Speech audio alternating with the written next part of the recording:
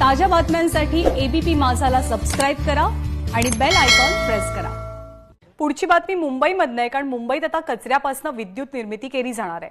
देवनाथच्या dumping ग्राउंडवरती 25 मेगावॅटचा प्रकल्प उभारण्यास मुंबई महापालिकेच्या स्थायी समितीनं मान्यता दिली आहे। 1000 कोटी रुपयांचा हा प्रकल्प असेल। देवनाथच्या डम्पिंग ग्राउंडमध्ये दररोज 5000 टन कचरा जमा होतो।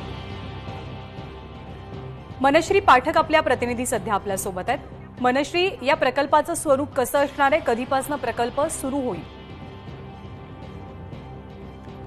मुंबईत सुमारे रोज 5000 मेट्रिक टन इतका कचरा जमा होतो आणि या कचऱ्यावरती काही ठिकाणी प्रक्रिया केली जाते, मात्र विल्हेवाट लावताना या कचऱ्याची मोठ्या प्रमाणात प्रदूषण सुद्धा होतं। अनेकदा या कचऱ्याला आग सुद्धा लागते। त्यामुळे कचरा आणि प्रदूषण या दोन्ही बाबी कमी करण्यासाठी कचऱ्यापासून वीज निर्मितीचा हा प्रस्ताव गेली अनेक वर्ष चर्चेत होता।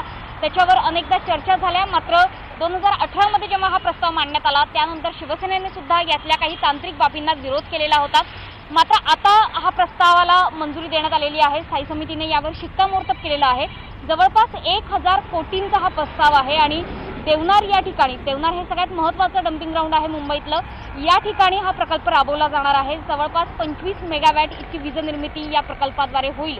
मात्र या ठिकाणचे समाजवादी पार्टीचे आमदार रईस शेख आणि त्यासोबतच समाजवादी पार्टीचे महापालिकेतले गटनेते यांनी मात्र या प्रस्तावाच्या विरोधात एक पत्र दिलेलं आहे। त्यांचं असं म्हणणं आहे की या प्रस्तावावर विरोधकांना बोलण्याची कुठलीही संधी दिली नाही, मतं मांडण्याची कुठलीही संधी दिली नाही आणि त्याच्यामुळे या प्रस्तावाला आमचा विरोध आहे। या प्रस्तावावर जो निर्णय घेण्यात आलेला आहे हा निर्णय तातडीने रद्द देखील करण्यात यावा, याच्यावर फेरविचार व्हावा अशी सुद्धा मागणी त्यांनी केलेली आहे। मनश्री, धन्यवाद या सगळ्या माहितीबद्दल।